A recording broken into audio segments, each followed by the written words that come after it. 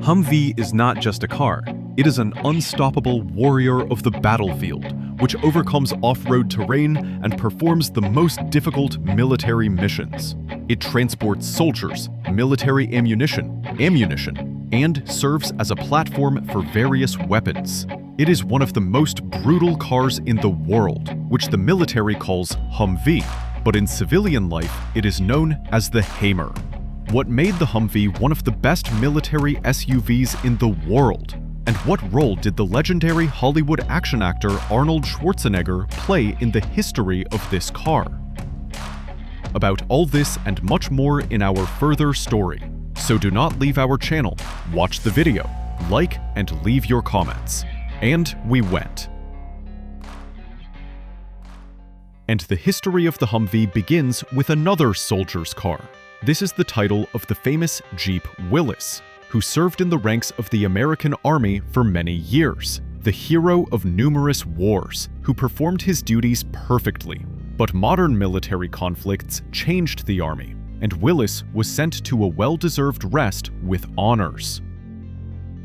The Army needed a new universal soldier, a new off-road warrior who had to surpass his ancestor in everything, to follow the tracks of tanks and armored vehicles and not be inferior to them in overcoming difficult off-road conditions. He had to be strong, reliable, with good capacity, carrying capacity, and the ability to tow heavy trailers and weapons, and with his appearance alone inspire respect and fear. Most importantly, the car had to become a reliable support for the warrior and overcome all difficulties and possible threats with him. And so, in 1979, the Pentagon announced a competition for a new car project for the needs of the Army. Several companies with their cars expressed their desire to compete for the right to be the main US SUV. Among them, the most promising were three all-terrain vehicles: Chrysler Defense, the XM998 from AM General, and the prototype from Teledyne Continental, which was a modified version of the Lamborghini Cheetah buggy. To find the strongest, all the SUVs were simply created such hellish operating conditions during the tests.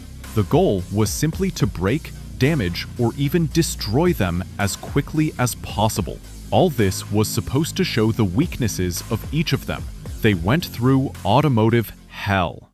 After 6 months of testing, the winner was identified, and it was the SUV from AM General, the XM998, which met numerous technical requirements, successfully passed endurance tests, and showed itself best on the road.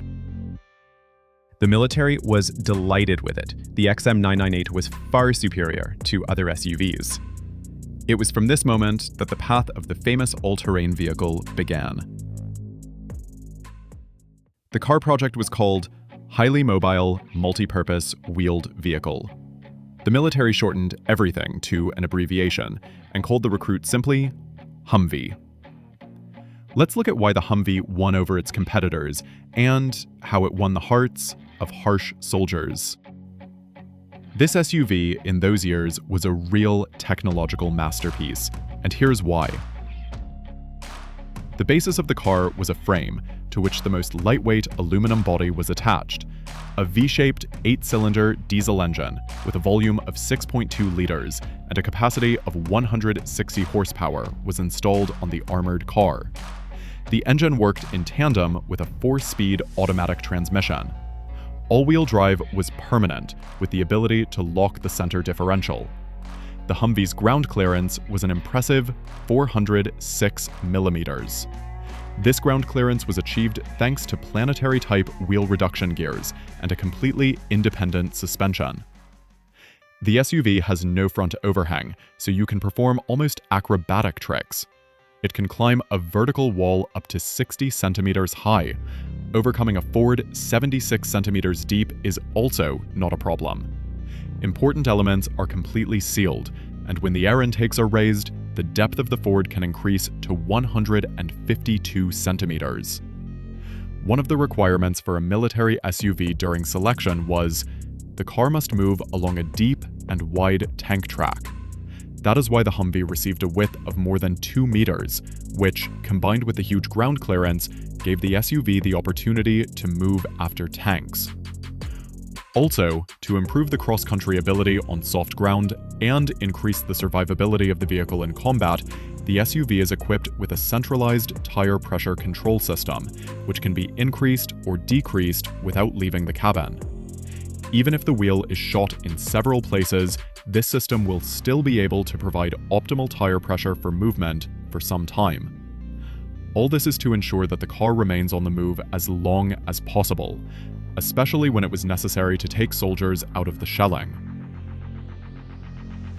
But the transfer of military SUVs over a considerable distance is a very interesting procedure that can be performed by both helicopters and military transport aircraft.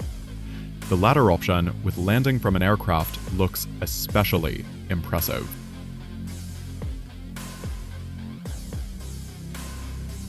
The versatility of this SUV platform is simply amazing. Since 1984, numerous modifications of the Humvee began to enter the U.S. Army: reconnaissance vehicle, ambulance, command and staff vehicle, mobile communications point, cargo vehicle, trailer, tow truck. All these modifications had several types of armor, from light-mounted Kevlar armor to heavy versions with steel plates and bulletproof glass.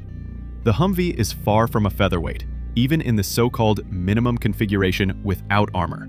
With a simple canvas roof and the same canvas doors, it weighs 2 tons, 400 kilograms, and armored and heavily armed versions can generally exceed the mark of 4.5 tons.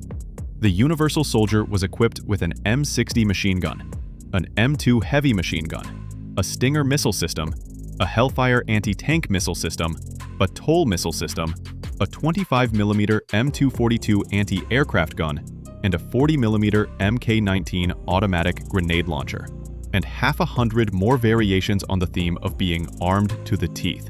The US Army received its Universal Soldier, and in 1989, the Humvee first took part in what it was born for: in war.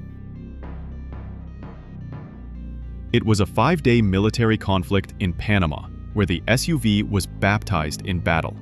It gained real combat experience in the 1990 military operation in the Persian Gulf, which was called Desert Storm.